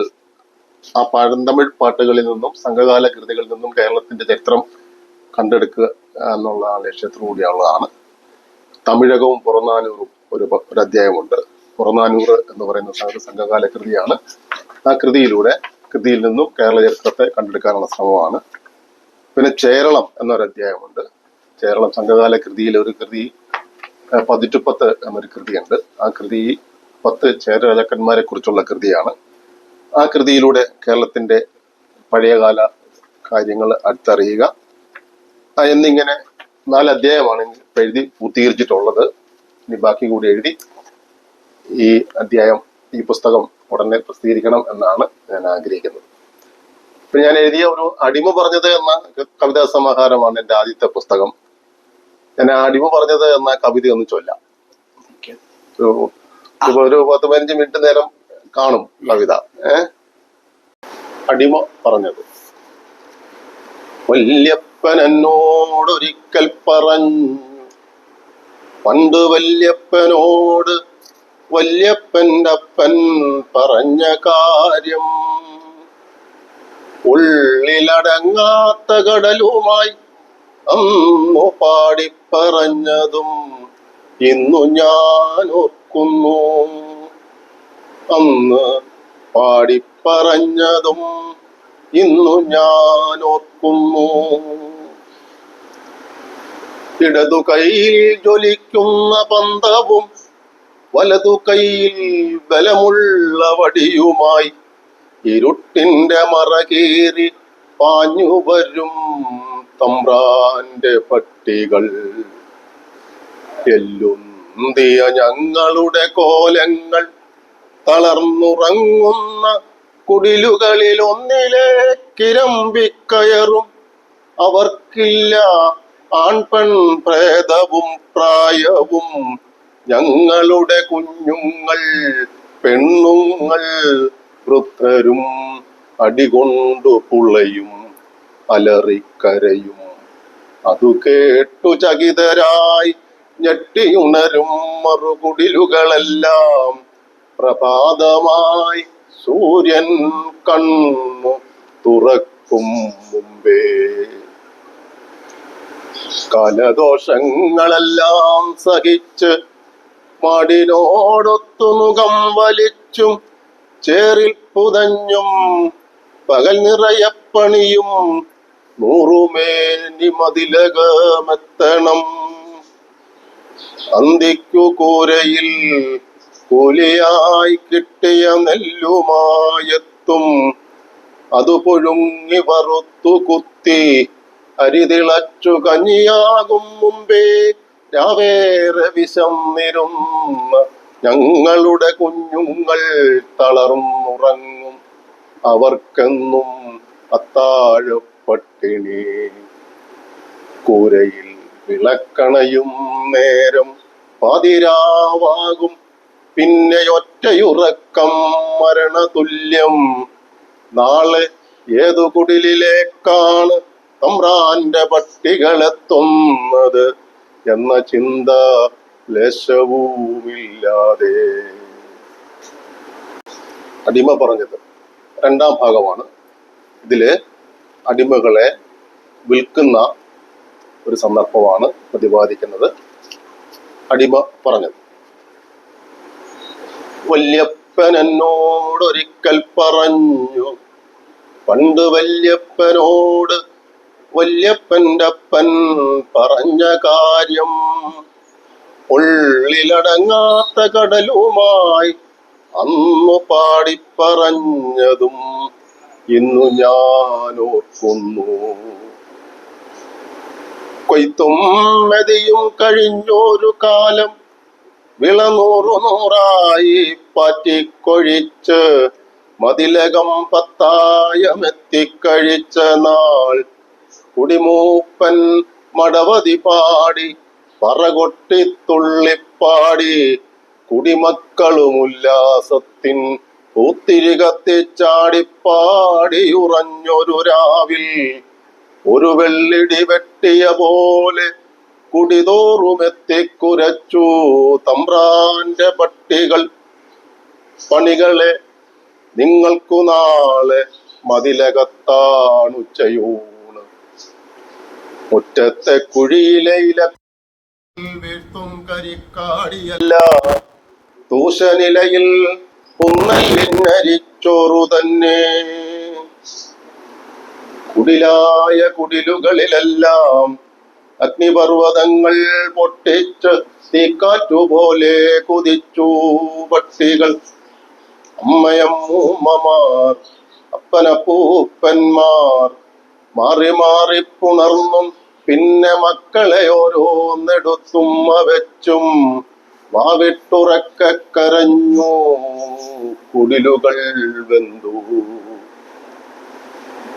പുലരിക്കതിരിനോടൊപ്പം നാലുദിക്കിൽ നിന്നും പല്ലക്കുകൾ മോളിക്കിതച്ചോടിയെത്തി മതിലകത്തും മറക്കോലായിൽ മുറുക്കി തുപ്പിയും വെടിപറഞ്ഞും കുംഭകുലുക്കി കുലുക്കിച്ചിരിക്കെ ഉച്ചയിൽ തീക്കനൽ കോരിയെറിഞ്ഞുകൊണ്ടാകാശമധ്യത്തിൽ സൂര്യൻ ജ്വലിക്കെ മുറ്റത്തു തൂശനിലകൾ നിരന്നു നിറയെ പുന്നല്ലിന്നരിച്ചോറും രുചിയേറും കറികളും കട്ടിമധുരത്തിൽ പായസവും. ചോറ് ഇതടിമച്ചോറ്, ചോറ് ഇതടിമച്ചോറ് ഉണ്ണുവതെങ്ങിനെ. ഉണ്ണുവാനാവാതെ കുന്തിച്ചിരുന്നോരു നേരം മതിലകം തമ്പ്രാൻ വിലപേശി വിൽക്കുന്നു. നാലുദിക്കിലെ തമ്പ്രാക്കളോ ഞങ്ങളിൽ തടിമിടുക്കുള്ളോരെ ഓരോന്നോരോന്നായി വില ചേർന്നു വാങ്ങുന്നു. പല്ലക്കുകൾ പിന്നെ വന്നിടം നോക്കി മൂളിക്കിതച്ചങ്ങു പോയി പിന്നാലെ വില ചേർന്ന ഞങ്ങളും. അപ്പൻ കിഴക്കോട്ടു പോയോ അമ്മ പടിഞ്ഞാട്ടു പോയോ കൂടെ കളിച്ചോരും കൂടെ പിറന്നോരും ഏതേതു ദിക്കിലേക്കാരറിഞ്ഞു. തെക്കു കരഞ്ഞു വിളിച്ചു വടക്കും കരഞ്ഞു വിളിച്ചു കിഴക്കും പടിഞ്ഞാറും കരഞ്ഞേ വിളിച്ചു. തെക്കു കരഞ്ഞത് തീയായി വന്നില്ല, വടക്കു കരഞ്ഞതും തീയായി വന്നില്ല, കിഴക്കും പടിഞ്ഞാറും തീയായി വന്നില്ല. കാലം കലികാലമേറെ കഴിഞ്ഞിട്ടും വിളി തമ്മിൽ കേട്ടതുമില്ല, ഒരു വേള മുഖം തമ്മിൽ കണ്ടതുമില്ല.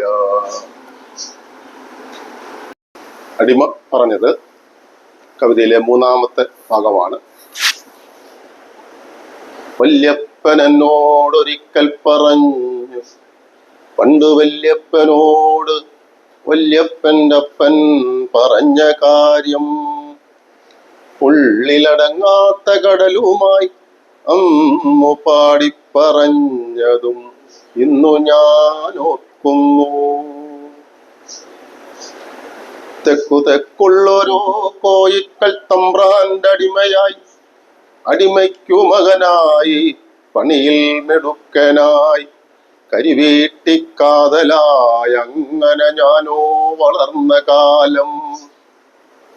അന്നെന്നെയൊരു നാൾ വടക്കു നിന്നെത്തിയ ചന്ദ്രത്തെ തമ്പ്രാൻ വിലയ്ക്കു വാങ്ങി. തെക്കുള്ളവരെല്ലാം കരഞ്ഞു വീണു, വടക്കോട്ടു ഞാനും കരഞ്ഞു പോയി. തെക്കു കരഞ്ഞത് തീയായി വന്നില്ല, വടക്കു കരഞ്ഞതും തീയായി വന്നില്ല. കാലം കലികാലമേറെ കഴിഞ്ഞിട്ടും വിളി തമ്മിൽ കേട്ടതുമില്ല. കണ്ടില്ല പിന്നെ ഞാൻ അപ്പനെ അമ്മയെ.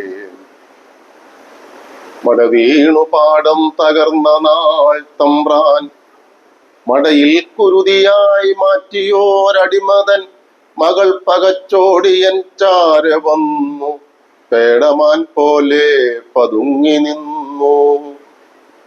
തുണയറ്റ പെണ്ണവൾ കൈവെടിഞ്ഞില്ല ഞാൻ, അവൾ പിന്നെ എൻ സർവമായി വന്നു.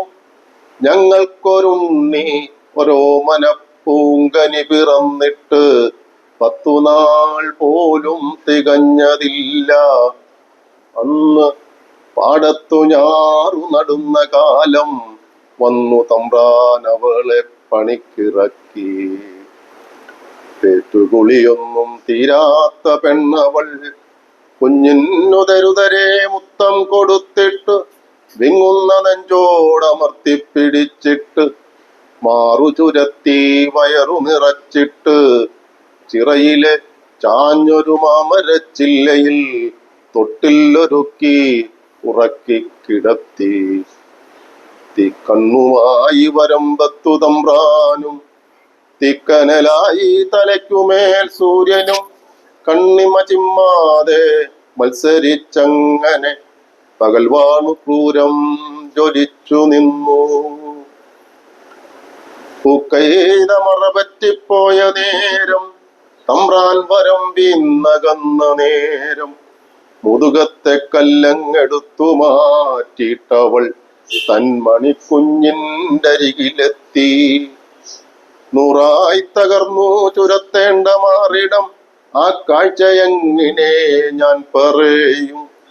അന്നെന്റെ കണ്ണിന് കണ്ണായ പൊന്നിനെ ചോണനെറുമ്പുകൾ കടിച്ചു കൊന്നു. വേളിമനയിലെ കന്തിക്കു തമ്പ്രാൻ ചൂട്ടാഞ്ഞു വീശി തെളിച്ചു പോകെ അരിവാളും കയ്യേന്തി പിന്നാലെ ചെന്നിട്ട് തമ്പ്രാൻ കഴുത്തിലേക്കാഞ്ഞു വീശി. ഉന്നം പിഴച്ചില്ലതെല്ലും കഴുത്തറ്റു തമ്പ്രാൻ ശിരസ്സു തെറിച്ചു വീണു. വല്യപ്പനോടൊരിക്കൽ പറഞ്ഞത് വല്യപ്പനായ ഞാൻ ഇന്നുമോർക്കുന്നു. അപ്പൊ നമ്മള് പോളിടെക്നിക്കിലെ വിദ്യാഭ്യാസം കഴിഞ്ഞ് പിന്നെ അവസ്ഥ ഇപ്പൊ കുറച്ച് നാള് ട്യൂട്ടോറിലൊക്കെ ആയിരുന്നു പറഞ്ഞല്ലോ. ആ കഥകൾ ഒന്നുകൂടെ പറയാമോ? അതായത് അത് കഴിഞ്ഞിട്ടുള്ള വർഷങ്ങൾ എങ്ങനെയൊക്കെയാണ് ചെലവഴിച്ചതെന്ന്, മാരേജിന് മുമ്പ് വരെയുള്ള? അത് നമ്മൾ 81 പോളിടെക്നിക്കിൽ ഇറങ്ങുന്നത്. June July. അതെ. അത് കഴിഞ്ഞിട്ട് 51 മുതല് ഒരു വർഷക്കാലം ഞാൻ ഇവിടെ ഒരു വീടുകളിൽ ട്യൂഷൻ പഠിപ്പിക്കുക. അപ്പൊ രാവിലെ 7 മണിക്ക് തുടങ്ങും. രണ്ട് വീട്ടിൽ രാവിലെ പോകും, പിന്നെ വൈകുന്നേരം 2 വീട്ടിൽ പോകും. പിന്നെ അത് എനിക്ക് പിന്നെ ആളുകളിങ്ങനെ ട്യൂഷന്റെ കാര്യങ്ങൾ കൂടുതൽ വന്ന് എനിക്കത് പോയി പഠിപ്പിക്കാൻ പറ്റാതെ വന്ന ഞാൻ പിന്നെ ഇവിടെ അടുത്തൊരു നിങ്ങൾ അങ്ങോട്ട് വന്നപ്പോ ഒരു മുസ്ലിം പള്ളിയിലേക്കുള്ള തൊട്ടപ്പുറത്ത് ഒരു റൂം ഉണ്ടായിരുന്നു. അതെടുത്ത് അവിടെ 1 വർഷം പഠിപ്പിച്ചു. ട്യൂഷൻ പഠിപ്പിക്കും. 10ാം ക്ലാസ് വരെയുള്ള. അല്ല, ഇംഗ്ലീഷും കണക്കും അല്ല, ഇംഗ്ലീഷിലേക്ക് വരെ ആളെ വെക്കും. ഞാൻ പ്രധാനമായിട്ടും കണക്കും സയൻസും ആണ് എടുക്കുന്നത്. അപ്പൊ അത് ട്യൂഷൻ പഠിപ്പിച്ചു. പിന്നെ കുട്ടികളുടെ എണ്ണം വർദ്ധിക്കുകയും എല്ലാ വിഷയങ്ങൾക്കും ക്ലാസ് ട്യൂഷൻ വേണം സാഹചര്യം വന്നപ്പോൾ പിന്നെ കുറെ കൂടി വലിയ ഒരു റൂമിലേക്ക്, റോഡിന് അപ്പുറത്ത് റൂമിലേക്ക്, ഒരു വാടക കെട്ടിടത്തിലേക്ക് മാറി. അവിടെ 83 അങ്ങോട്ട് മാറുന്നത്. അപ്പൊ അവിടെ മാറി ആ കാലത്തൊക്കെ എന്ന് പറയുമ്പോൾ 10ാം ക്ലാസ്സിൽ തോറ്റ കുട്ടികൾക്ക് നമ്മൾ സെക്കൻഡ് അങ്ങനെയുള്ളൊരു പഠിത്തമുണ്ട്. അപ്പൊ അങ്ങനെയുള്ള ഒരു ക്ലാസ്, അത് റെഗുലർ ക്ലാസ് ആയിട്ട് പോകണം. രാവിലെ 10 മണി മുതൽ സ്കൂൾ ടൈം പോലെ 4 മണി വരെയുള്ള ക്ലാസ്. അപ്പൊ എന്നോടൊപ്പം തന്നെ 4-5 അധ്യാപകരുണ്ട്. അപ്പൊ അങ്ങനെ ഒരു പ്രതിഭ സ്റ്റുഡന്റ് സെന്റർ അതിന്റെ പ്രവർത്തനം മുന്നോട്ട് നല്ല രീതിയിൽ തന്നെ ഓരോ വർഷം ചെല്ലുന്തോറും അത് വളർന്നു വരികയും നല്ല രീതിയിൽ ഈ പ്രദേശത്തുള്ള ഒട്ടുമുക്കാലും കുട്ടികളെ ഞാൻ പഠിപ്പിച്ചതാണ്. അപ്പൊ അങ്ങനെ പഠിപ്പിക്കാനും എന്നോടൊപ്പം 4-5 പേരും ഉണ്ടായിരുന്നു, അധ്യാപകരായിട്ട് ചേർന്ന് പഠിപ്പിച്ചു. അങ്ങനെ ട്യൂഷൻ പഠിപ്പിച്ചുകൊണ്ടിരിക്കുന്ന ഘട്ടത്തിലാണ് 94 ഞാൻ വിവാഹിതനാകുന്നത്. 94 വിവാഹം കഴിച്ചു.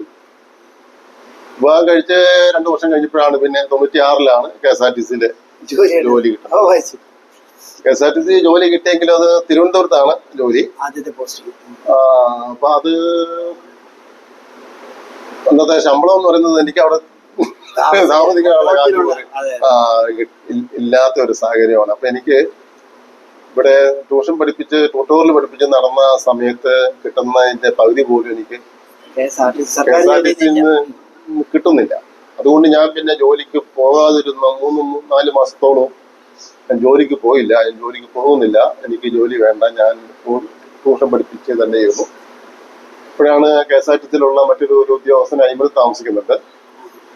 അദ്ദേഹത്തിന്റെ അടുത്ത് എന്റെ അമ്മ എന്ന് കരഞ്ഞു പറയുകയും അദ്ദേഹം പിന്നെ എന്നെ വീണ്ടും കൊണ്ടുപോയി KSRTC കൊണ്ട് ചേർത്ത്. അങ്ങനെയാണ് പിന്നെ KSRTC-യിൽ പിന്നെ ഞാൻ അതിനോട് യോജിച്ചങ്ങ് പോയി. പിന്നെ അത് KSRTC-യിലെ ഈ ജോലി എന്ന് പറയുന്നത് എനിക്ക് ഇഷ്ടപ്പെട്ട ജോലിയായിരുന്നു. കാരണം എനിക്ക് ഓരോരോ പ്രദേശങ്ങളിലേക്ക് ഇങ്ങനെ സഞ്ചരിക്കാനൊക്കെ ഉള്ളൊരു അവസരമാണത്. നമുക്ക് പരിചയമില്ലാത്ത മേഖലയിലൂടെയാണ് പോകുന്നത്. ജോലിയിലേക്ക് എനിക്ക് നല്ല അനുഭവമായിരുന്നു. എനിക്ക് അങ്ങനെ ഒരു ജോലി ചെയ്തതിൻ്റെ പേരിൽ ഒരു ടാസ് മേടിക്കാനോ ഒരു മേലധികാരിയുടെ മുന്നിൽ പോയി തലകുനിച്ച് നിൽക്കേണ്ട ഒരു സാഹചര്യം ഉണ്ടായില്ല. വണ്ടി 18 വർഷക്കാലവും സർവീസ് ലൈനിൽ തന്നെ പോയി. മറ്റൊരു സൈക്കിളുമായിട്ട് പോലും ഒരു അപകടം ഉണ്ടായി. പോലീസ് സ്റ്റേഷനിൽ പോകേണ്ട അവസരം ഉണ്ടായില്ല. അതൊക്കെ ഒരു ഭാഗ്യമായിട്ട് ഞാൻ കരുതുകയാണ്. ഏറ്റവും കൂടുതൽ യാത്ര ചെയ്ത ബസ് ഏതായിരുന്നു? ഏത് ബസ്സിലാണ് ഏറ്റവും ദൂരം യാത്ര ചെയ്തത്? ഏറ്റവും കൂടുതൽ ഞാൻ എന്ന് പറയുമ്പോൾ ഞാനൊരു കോട്ടയത്ത് നിന്ന് ബാംഗ്ലൂരിലേക്ക് ഒരു വർഷത്തോളം ബാംഗ്ലൂർ സർവീസ് തന്നെയാണ്. ഒരു വർഷം. അത് ആഴ്ചയിൽ എത്ര ദിവസം പോകണം? ആഴ്ച 2 പ്രാവശ്യം പോകണം. 2 പ്രാവശ്യം ബാംഗ്ലൂർ പോകണം. ബാംഗ്ലൂർ സർവീസ് സർവീസ് എന്ന് പറയുമ്പോഴത്തേന് നമ്മൾ കോയമ്പത്തൂർ വഴിയല്ല അത് പോണത്, മറ്റേ സേലം അങ്ങനെയല്ല പോണത്. ഇത് പെരിന്തൽമണ്ണ ചെന്ന് കൂടല്ലൂർ വന്ന് അത് വനത്തിലൂടെ 1-2 മണിക്കൂർ നേരം വനത്തിലൂടെയുള്ള യാത്രയുണ്ട്. തമിഴ്നാടിന്റെ വനം കഴിഞ്ഞ് കർണാടക വനത്തിൽ കൂടി പോയി ആ യാത്രയില് ധാരാളം മൃഗങ്ങളെയൊക്കെ കാണാം. അങ്ങനെ കണ്ട് അതൊരു നല്ലൊരു അത് രാത്രി സമയത്താണ് പാസ് ചെയ്ത് പോകുന്നത്. അതുകൊണ്ട് മൃഗങ്ങളെയൊക്കെ ധാരാളം ബ്ലോക്ക് ഇല്ല. അന്ന് നിർത്തിയിടുന്ന പരിപാടി ഉണ്ട്. അതായത് ഞങ്ങള് ഞങ്ങള് അന്ന് വയനാട് മന്ത്രിസഭാ കാലത്താണ് ഈ സർവീസ് തുടങ്ങുന്നത്. ഈ സർവീസ് അതായത് ഈ 38 പേരെയും കൊണ്ട് പോകുന്ന ബസ്സാണ്. അപ്പൊ അങ്ങനെ ബസ് തിരുവനന്തപുരത്ത് നിന്നും കൊട്ടാരക്കരയിൽ നിന്നും അത് കോട്ടയത്തു നിന്നും തിരുവല്ലയിൽ നിന്നും അങ്ങനെ ആലപ്പുഴ അങ്ങനെ മിക്കവാറും എല്ലാ ഡിപ്പോകളിൽ നിന്നും ബാംഗ്ലൂരിലേക്ക് ഈ റൂട്ടിലേക്ക് വണ്ടി ഇട്ടപ്പോഴത്തേക്കിന് അത് എന്തോ മറ്റേ പ്രൈവറ്റ് മേഖലക്കാർക്ക് അത് പ്രതിരോധിക്കാൻ വേണ്ടി ഉണ്ടായതാണ് ആ കേസെന്നാണ് ഞങ്ങളുടെ KSRTC-ക്കാരുടെ ഭാഷ. അതായത് ഞങ്ങൾ ആദ്യം ഒരു സർവീസ് പോയി തിരിച്ചു വന്നു. രണ്ടാമത് ഞാൻ സർവീസ് പോകുമ്പോഴത്തേക്കിനാണ് ആ വണ്ടി ആ ചെക്ക് പോസ്റ്റിൽ തടഞ്ഞിട്ട് പിന്നെ ഞങ്ങൾക്കറിയില്ല എന്താ കാരണം. അപ്പൊ തടഞ്ഞിട്ട് കഴിഞ്ഞപ്പോഴത്തേനും പറഞ്ഞു ഇനി കേസായി, ഈ രാത്രി സമയത്ത് വണ്ടി അങ്ങോട്ട് കടന്നു പോകത്തില്ല. അങ്ങനെ പിന്നെ അവിടെ തന്നെ വണ്ടി ഇട്ട് നേരം വെളുത്ത് 6 മണിക്കാണ് പിന്നെ സർവീസ് പോകുന്നത്. അങ്ങനെ അപ്പം പിന്നെ അങ്ങനെ മുടക്കത്തിലൂടെ ഒരു 5-6 മാസത്തോളം സർവീസ് പോയി. അത് കഴിഞ്ഞിട്ടാണ് പിന്നെ കർണാടക, തമിഴ്നാട്, കേരളം സർക്കാരുകൾ തമ്മിൽ ആലോചിക്കുകയും ഒരു ധാരണയിൽ 2 വണ്ടികൾക്ക് വീതം ഓരോ സ്റ്റേറ്റിനും കടത്തിവിടാനുള്ള പെർമിറ്റ് കിട്ടി. അങ്ങനെ പിന്നെ സർവീസ് തുടക്കുകയാണ്. ഇപ്പോഴും ആ യാത്രക്കാരുടെ സർവീസ് നടക്കുന്നില്ല. അങ്ങനെ കൂടുതൽ സർവീസ് പോയത് ബാംഗ്ലൂർക്കാണ്. പിന്നെ എടുത്തു പറയാവുന്നത് ഏറ്റവും കൂടി പോയിട്ടുള്ളത് കോട്ടയത്ത് നിന്ന് രാത്രി 9 മണിക്ക് പുറപ്പെടുന്ന ഒരു കോഴിക്കോട് സർവീസ് ഉണ്ട്, സൂപ്പർ ഫാസ്റ്റ് ബസ് ഉണ്ട്. അത് രാവിലെ 3 മണിയാകുമ്പോൾ കോഴിക്കോട് ചെല്ലും. പിന്നെ 8:30 തിരിച്ചു വരിക, 4 മണിയാകുമ്പോൾ കോട്ടയത്ത് വരുന്ന സർവീസാണ്. അതിലാണ് പിന്നീട് ഒരു ഏറ്റവും കൂടുതൽ സമയം സ്ഥിരമായിട്ട് ഓടിയത് എന്നാണ് ഈ പറയാൻ. അങ്ങനെയാണ് കണ്ടക്ടർ ഡ്രൈവർമാരോടുള്ള റാപ്പോ എങ്ങനെയാ? അവരുമായിട്ടൊക്കെയുള്ള കണ്ടക്ടർമാരെ എല്ലാവരോടും നല്ല സഹകരണം കിട്ടിയിട്ടുണ്ട്. നമ്മളിങ്ങനെ സഹകരിച്ച് എല്ലാവരോടും പോകുന്നത്. ഡ്രൈവർമാരുമായിട്ട് ഒരു അഭിപ്രായ വ്യത്യാസത്തിന് ഇടം കൊടുത്തിട്ടില്ല. നമ്മൾ വല്ലതും പറഞ്ഞാൽ ഇഷ്ടപ്പെടാമെന്ന് ഞാൻ പിന്നെ ഉണ്ടായിരിക്കുള്ളൂ. നമ്മള് അവരെ അറ്റാക്ക് ചെയ്യാൻ പോകുന്ന ഒരു ശീലം നമുക്കില്ല. ഇല്ല, അങ്ങനെയൊന്നും സ്വീകരിച്ചിട്ടില്ല, അങ്ങനെ ചെയ്തിട്ടില്ല. അത് തന്നെയല്ല, എല്ലാവരോടും നല്ല സൗഹൃദത്തിലാണ് സർവീസ് പൂർത്തീകരിച്ചിട്ടുള്ളത്. KSRT ബസ്സിലൊക്കെ യാത്ര ചെയ്യുമ്പോൾ ഈ ഡിപ്ലോമ കയ്യിലുണ്ടല്ലോ, എന്നിട്ടും ഒരു എന്തെങ്കിലും മറ്റു ജോലിക്ക് പോകണമെന്നോ അല്ലെങ്കിൽ അങ്ങനെയുള്ള ഒരു തീരുമാനം ഉണ്ടായില്ലേ? നമ്മളിത് ഇവിടെ ആയിരുന്നല്ലോ ഇവിടെ പഠിപ്പിച്ച നടന്ന കാലത്തൊന്നും ആ കാശും നല്ല കുട്ടികൾ പഠിക്കുന്ന കാശുണ്ടായിരുന്നു. അതെ അതെ, ആ ലൈഫിലോട്ട് അത് മാറിപ്പോയി. അതാണൊക്കെ ജോലി കിട്ടിയിട്ട് പിന്നെ 3 മാസം. അതെ, മനസ്സിലായി മനസ്സിലായി.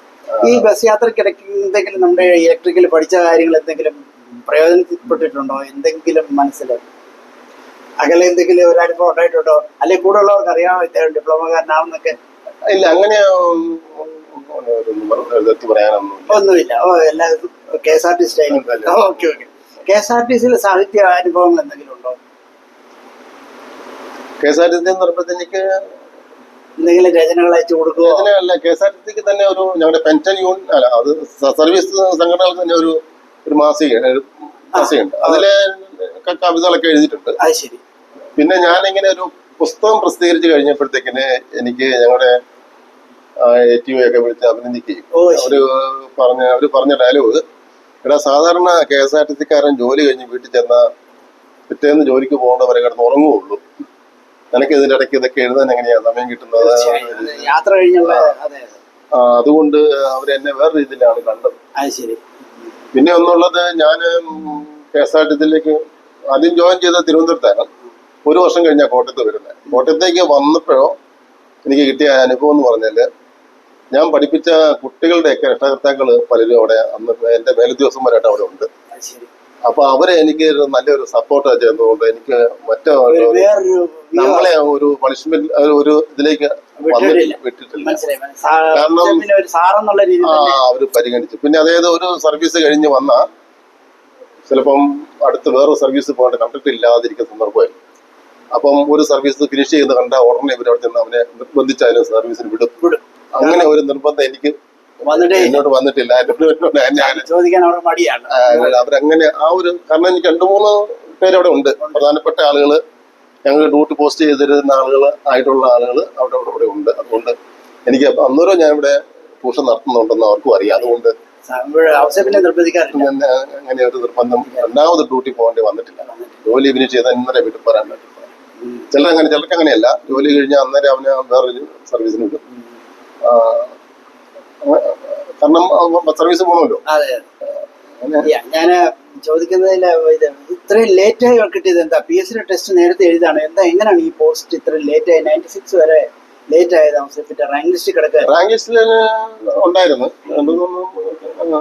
ഇങ്ങനെ ഇത് തന്നെയുണ്ടല്ലോ, ഇത് KSRTC ഇത് നിയമനം നടത്താതെ നീട്ടിക്കൊണ്ട് പോയത്. 4 ലക്ഷം നീട്ടിക്കൊണ്ട്.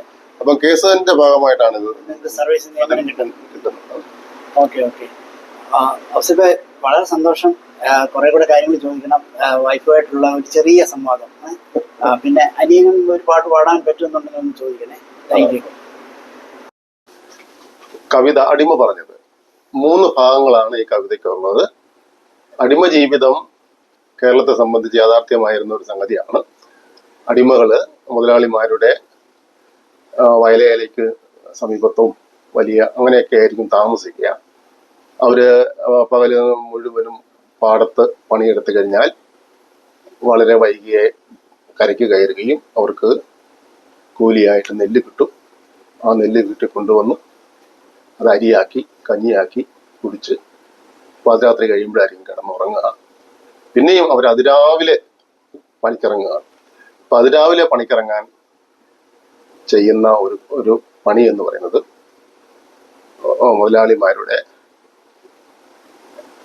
കിങ്കരന്മാരോ ഏതെങ്കിലും ഒരു വീട്ടിൽ കയറി അവിടെ ഉള്ളവരെല്ലാം പിടിച്ച് തല്ലും. അപ്പോൾ അവർ കിടന്ന് അലമുറയിട്ട് കരയുമ്പോൾ ആ കരച്ചിൽ കേട്ട് മറ്റു വീട്ടുകാരെല്ലാവരും എഴുന്നേറ്റ് അതിരാവിലെ പണിക്കിറങ്ങുന്ന ഒരു രീതി ഇവിടെ അനുവർത്തിച്ച് പോന്നിരുന്നു. ആ സന്ദർഭത്തെ ഒന്ന് ഓർത്തെടുത്തുകൊണ്ട് ഞാൻ എന്നോട് എൻ്റെ പിതാക്കന്മാർ പറഞ്ഞു തന്നിട്ടുള്ള കാര്യമാണ് ഞാൻ ഇതിൽ കൂടെ അവതരിപ്പിക്കുന്നത്. അടിമ പറഞ്ഞത് അതിൻ്റെ ആദ്യ ഭാഗം. ഭാര്യ മോളമ്മ. എൻ്റെ പേര് മോളമ്മ. എൻ്റെ വീട് പള്ളം. അവസരം പറഞ്ഞു എങ്ങനെയാ മാരേജ് ഒക്കെ നടന്നത്, ആലോചിച്ചൊക്കെ നടന്നു, കല്യാണം ഏത് വർഷം നടന്നു? വിവാഹം എന്ന് പറയുന്നത് എനിക്ക് എന്റെ മാതാപിതാക്കൾ ഇങ്ങനെ നിർബന്ധിച്ചുകൊണ്ടേ ഇരിക്കുക വിവാഹം കഴിക്കാനായിട്ട്. ഞാൻ അല്ലല്ല, എന്റെ ചേട്ടനാളുണ്ട്. പിന്നെ എനിക്ക് രണ്ടനിയന്മാരാണ്. പിന്നെ അത് ഞാൻ ഇങ്ങനെ വിവാഹത്തിന് പോകാതെ ജോലി കിട്ടിയിട്ട് ഉള്ളതെന്ന് പറഞ്ഞിങ്ങനെ. പിന്നെ ഒരു ദിവസം അച്ഛനോട് ചോദിച്ചു, എടാ ഞാൻ മരിച്ചിട്ട് ഞാൻ കല്യാണം കഴിക്കും. അന്നാ കാര്യം ചെയ്യുക, അച്ഛൻ പോയി കണ്ട് കല്യാണം നടത്തിക്കണം പറഞ്ഞു. അച്ഛൻ ആദ്യം പോയി അവിടെ പോയി കണ്ടു. പിന്നെ ഞാനും പോയി കണ്ടു, കല്യാണം കഴിച്ചു. സ്കൂളിലൊക്കെ പോയത് എവിടെയായിരുന്നു? അവസരത്തിന് വെള്ളമായിട്ട് വേറെ എന്താണോ നേരത്തെ അറിയായിരുന്നു? വെള്ളമായിട്ടൊക്കെ വള്ളം സ്ഥലമൊക്കെ അറിയാം. പക്ഷെ അതെ, വിവാഹത്തിന് ഞാൻ പെണ്ണുങ്ങളെ ചെല്ലുമ്പോഴാണ് ആദ്യം കാണുന്നത്. അടുത്താണെങ്കിലും മോളമ്മ പറഞ്ഞു മക്കളുടെ കാര്യമൊക്കെ പറഞ്ഞു. അവരെന്ത് ചെയ്യുന്നു? കഴിഞ്ഞിട്ട് ഒരു കമ്പനി കയറി കുറച്ചത് ഇളയാള് കഴിഞ്ഞിട്ടേ പാട്ട് പാടുവോ? ഇല്ലേ? എന്തെങ്കിലും പറയാനുണ്ടോ കൂടുതലായിട്ട്? അസറ്റിന്റെ KSRTC ജീവിതമോ പാട്ട് രചനയെ പറ്റിയൊക്കെ അപ്ലൈ ചെയ്യുന്ന പറയുന്നതൊക്കെ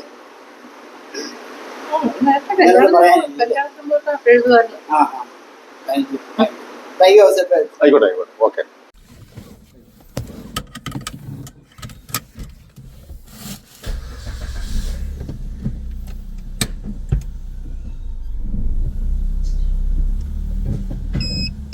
ശരി.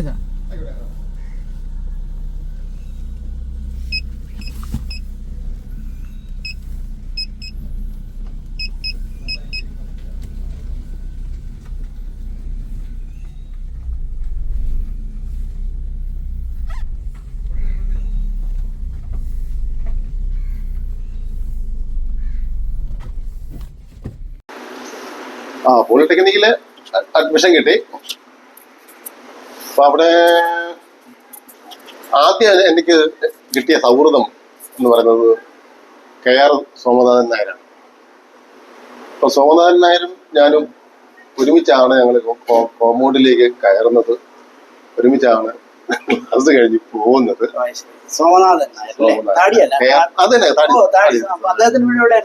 അതിന്റെ വീട് പേരൂരാണ്.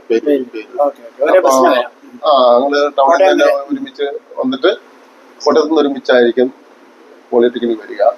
അപ്പൊ 3 വർഷക്കാലവും ഞങ്ങൾ ഒരുമിച്ചായിരുന്നു. അടുത്തടുത്തായിരുന്നു.